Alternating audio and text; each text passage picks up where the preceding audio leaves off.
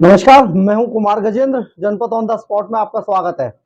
Article 370 देश के अंदर पिछले जब से भाजपा सरकार आई है तब से चर्चा का विषय बना हुआ है।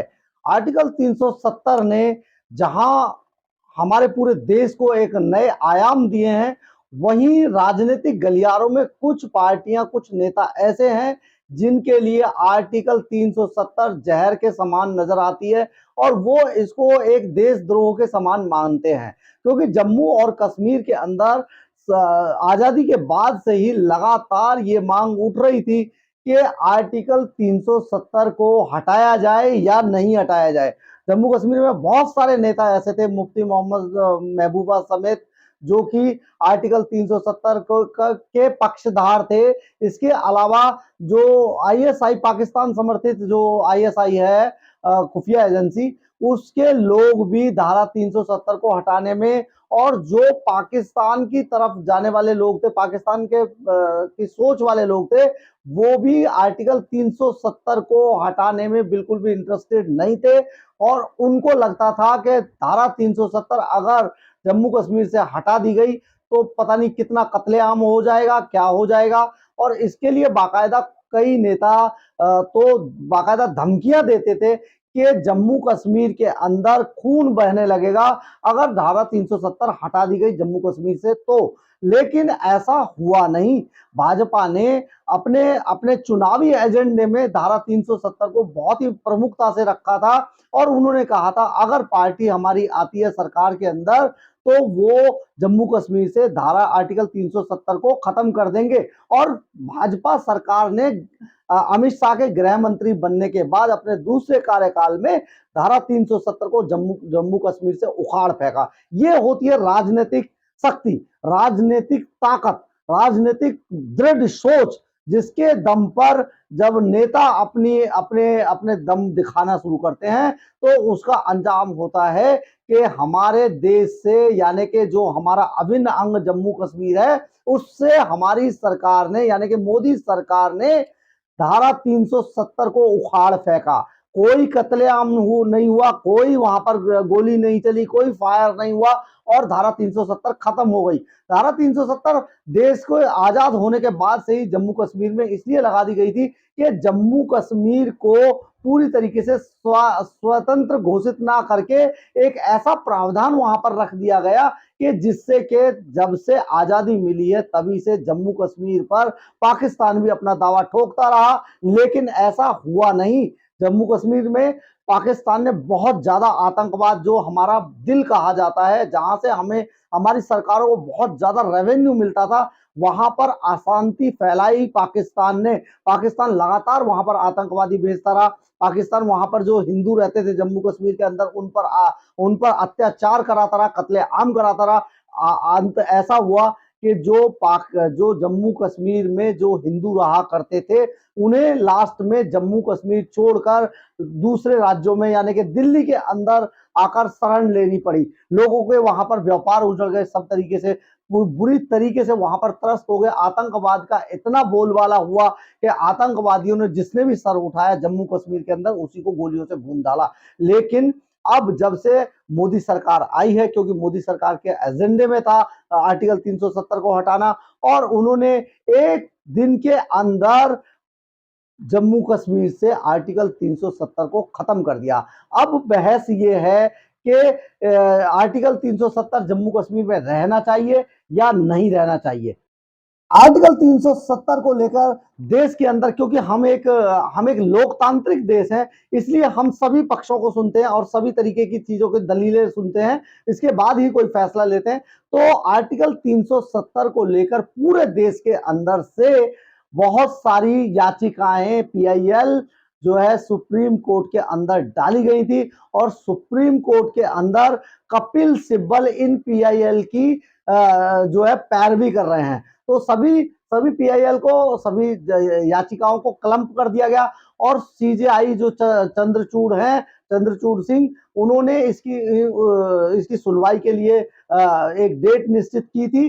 तो सीजेआई चंद्रचूड़ की अगुवाई वाली 5 जजों की एक बेंच आर्टिकल 370 पर सुनवाई कर रही है। यह सुनवाई 2 अगस्त से शुरू हो चुकी है इस पर, और अपने 2 दिन की जो सुनवाई उनकी हुई, इसके अंदर कपिल सिब्बल ने जिस तरीके की दलीलें दी, तो सीजेआई चंद्रचूड़ सिंह ने कई चीजों को दरकिनार करते हुए इसमें से सिर्फ 2 सवालों पर बहस की बात कही है। 2 सवाल बहुत महत्वपूर्ण हैं जिन पर सीजेआई अब आगे की कार्रवाई करेंगे। हम उन सवालों के बारे में आपको बताएंगे, लेकिन इससे पहले हम आपको ये बताना चाहते हैं कि इस पूरी बहस के अंदर जो अदालत में जो दलीलें दी गई और जो सीजेआई ने जो सवाल पूछे वो इस प्रकार थे। वो उनका जवाब देना कपिल सिब्बल को काफी असहज भी कर गया कई बार, लेकिन क्योंकि बेंच थी और बेंच ने जो अपनी जो उनके मन में जो सवाल थे उनको लेकर कई तरीके की दलीलें कपिल सिब्बल से सुनी और अपनी भी बात कही। इसमें कहा गया कि आप संवैधानिक मशीनरी कैसे स्थापित करेंगे। क्या आप कह सकते हैं, दूसरा नंबर था, क्या आप कह सकते हैं कि आर्टिकल 370 बदलने की कोई व्यवस्था नहीं है, वो भी तब जब इसे हर कोई बदलना चाहता हो। तीसरा सवाल यह था कि क्या भारतीय संविधान में आर्टिकल 370 का स्थायित्व जम्मू कश्मीर संविधान के प्रावधानों से मिल सकता है। चौथा सवाल जस्टिस की तरफ से, सीजेआई बेंच की तरफ से पूछा गया, क्या जम्मू कश्मीर का संविधान आर्टिकल 370 को भारत के संविधान में स्थायित्व दे सकता है। पांचवा सवाल जो पूछा गया उसमें यह कहा गया कि राज्य की संविधान सभा का कार्यकाल कितना रहा होगा, यानी कि जम्मू कश्मीर की राज्य की जो संविधान सभा थी उसका कार्यकाल कितना था। छठा सवाल ये दागा गया कि संविधान सभा की संस्था ही समाप्त हो गई हो तो फिर आगे के प्रावधानों का क्या होगा। सातवां सवाल ये पूछा गया कि जब संविधान सभा समाप्त हो जाती है तब क्या होता है। आठवां सवाल जो था वो ये था कि क्या राष्ट्रपति के ऐसा करने से पहले संविधान सभा की सलाह की जरूरत होती है। क्या होता है जब संविधान सभा की भावना समाप्त हो जाती है। ये जो सवाल सीजेआई की तरफ से पूछे गए थे ये बहुत महत्वपूर्ण थे, लेकिन सीजेआई ने इनमें से जो सवाल 2 सवाल चुने थे बहस के लिए वो बहुत ज्यादा महत्वपूर्ण थे। जिन 2 सवालों को सीजेआई पीठ की तरफ से 5 जजों की बेंच की तरफ से चुना गया उनमें था कि क्या आर्टिकल 370 ने जम्मू कश्मीर की संविधान सभा की समाप्ति के साथ स्थायी दर्जा प्राप्त कर लिया है, यानी कि क्या आर्टिकल 370 जब जम्मू कश्मीर से खत्म हो गया तो संविधान सभा की समाप्ति के बाद जब वहां की संविधान सभा की सभा समाप्ति हो गई तो क्या जम्मू कश्मीर ने स्थायी राज्य का दर्जा प्राप्त कर लिया कि नहीं कर लिया। एक तो इस पे बहस होगी, दूसरी बहस तो होगी कि क्या इसे निरस्त करने के लिए अपनाई गई प्रक्रिया वैध थी। इसे निरस्त करने के लिए, इसे धारा 370 को जम्मू कश्मीर से निरस्त करने के लिए जो प्रक्रिया सरकार ने अपनाई क्या वो वैध थी। ये 2 पॉइंट इन 8 पॉइंट में से चुने हैं सीजेआई की बेंच ने और इन्हीं पर अब आगे की बहस होगी। आगे की बहस 8 अगस्त से शुरू होगी अगली सुनवाई, लेकिन ये अब इस सारी कवायद के अंदर केवल 2 पॉइंट ऐसे हैं जिन पर आगे चर्चा होगी। बहरहाल जो भी रहा हो, देश के अंदर जैसा भी रहा हो, लेकिन इसमें एक बड़ा सवाल जो उभर कर सामने आता है वो ये आता है कि आर्टिकल 370 को क्यों फिर से बहाल किया जाए, किस प्रावधान के तहत हटाया गया था, एक ये बात भी थी। तो ये जो सारे सवाल हैं इन सवालों के जवाब अब जो आगे 8 अगस्त से फिर से जो इस पे सुनवाई शुरू होगी इसमें इनके जवाब ढूंढे जाएंगे और जो जिस तरीके से जो बचाव पक्ष जिस तरीके से आक्रामक रुख इसमें दिखा रहा था, सारी चीजें थी इसमें संविधान, इसमें जो बेंच है चंद्रचूड़ सीजेआई चंद्रचूड़ की और 5 जजों की जो बेंच है वो इस पूरे मामले को इसी तरीके से डे बाई डे सुनवाई करेगी। यानी कि ये बुधवार बुधवार गुरु मंगलवार बुधवार और गुरुवार 3 दिन हफ्ते में सुनाए सप्ताह के अंदर सुनवाई होती है। इस मामले पर होगी लगातार जब तक इस पर अदालत कोई सुप्रीम कोर्ट की तरफ से बेंच की तरफ से कोई फैसला ना आ जाए।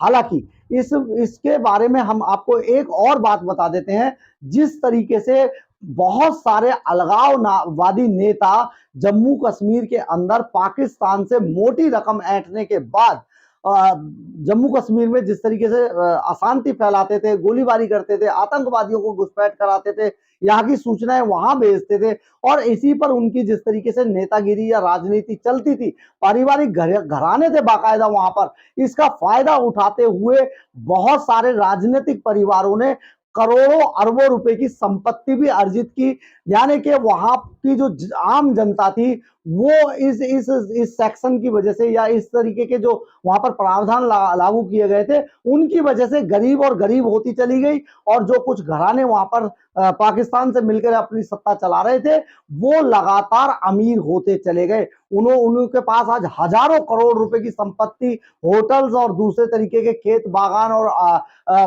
फार्म हाउस वहां पर मौजूद है। लेकिन जनता वहां पर बहुत गरीब है।